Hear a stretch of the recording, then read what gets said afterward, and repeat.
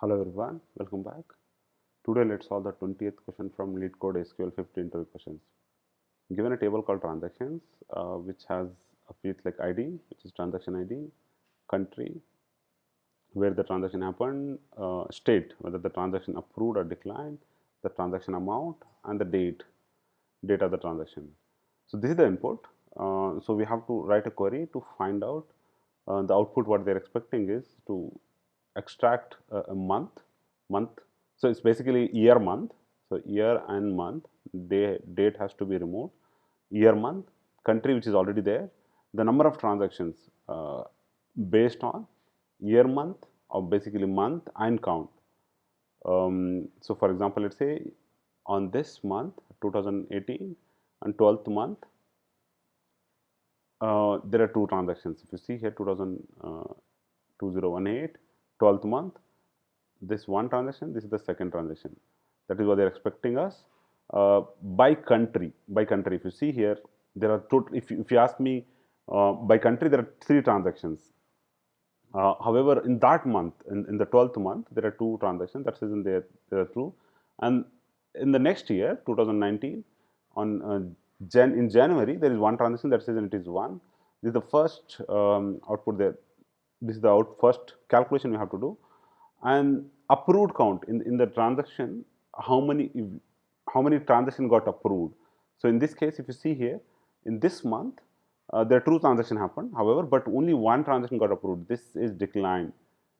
This is declined, right? So that's the reason we have to count only the approved transaction count and total transaction amount. If you see here, if you see only this total transaction amount is this 1000 plus 2000, which is 3000. That's what they're asking us, and only the approved amount, total approved amount. Here, if you see here, total amount is 3000, but approved amount is only 1000.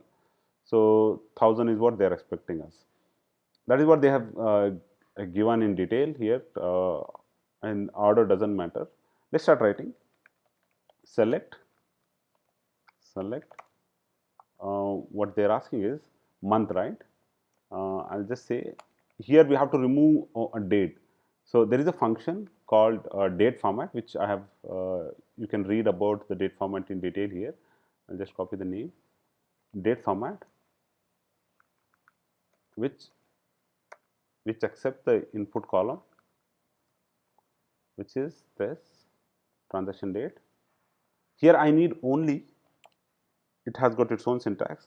I need year, which is in capital letter, by the way, month, which should be in small letter. It should not be in capital. Let me know what you get. Let's try out with capital M. Let me know what you get, and also read about this. This is the most common used, one of the most common used functions in SQL. Date majorly, anything related to date is the most commonly used function in SQL. So as month, and because they are asking us to give the name as month, and so let's have country. So let's see what we get from. Let's go one by one from transactions table. Okay, let's see what we get. So try out with capital M. Let me know what you get in the comment section. Again, play with other functions as well. All right, so we are good. So we got month and country the way they are expecting us, but the output is we are at to proceed with the next. But yeah, we're good so far. Now what they are asking us, the total transaction count, right, by year month. So that's it. If you see here, in this month there are, for this country US, there are two transactions. That's the reason there are two. For the US country, same country, but in January 2019 there is one transaction. That says it's one, and for other country it is one. So what they are asking is, they are asking us to count. When I have a count, I can also put count ID or count star. It doesn't matter. Let's put transaction ID as well. Count how many for this. All right. When here what I have to do is for each, right? For each month and country. So there are two. So I have to count. That's At the same time, I have to, whenever I'm doing any of these transactions, I have to group. I have to group similar month and country. So this gives me, this basically gets aggregated. So you, instead of 2 records, you will get 1 record. So 2 records, you will get 1 record wherever there is a match, which is matching the condition, group by month and country. So this will give me this, okay, month comma country, all right. This is a syntax error. I think we are already there. So as we have to give the name as this, all right, which gives me this. Now comes the very important part, which is, all right, so we are good. We're good so far with first 3 columns. Next is the approved count. So what you have to do is, wherever there is a approved, right, wherever there is a approved, so we have to also count for each of these combination, month and year, what is the total number of transactions which are approved for each of these combination. So obviously there are 2 transactions, only one got approved. So what I use is I use something like a case statement. Case when I'll just have to count, right, when state equal to case, I'll just go with this case when state equals approved, state equals approved, then I count state equal to approved, then I make it as 1, else I'll make it as 0, and the case statement.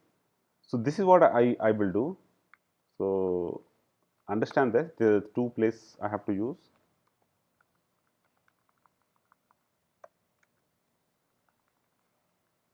As this is very important, case statement, if you are new to this, so this is the syntax. Case when state equal to approved, state equal to approved, transaction state is approved, then count as 1, else 0.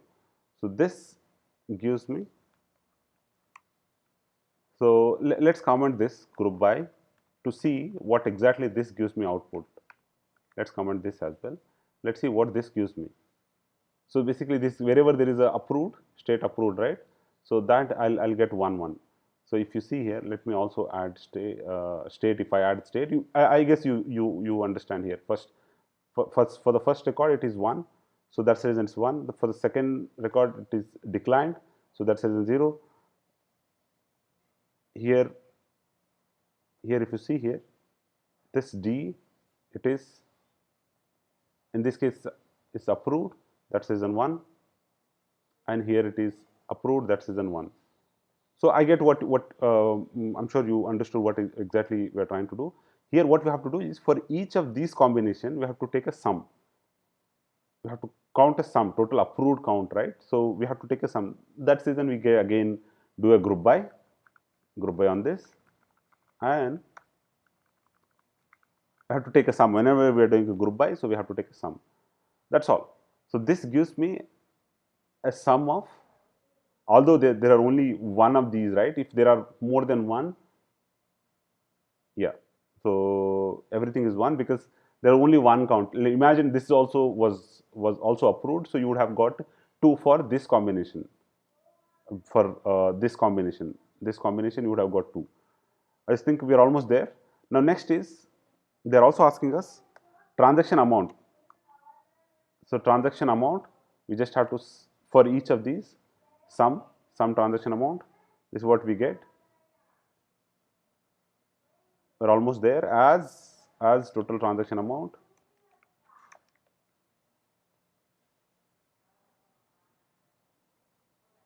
the final is, we're almost there. Yeah, the last column is this.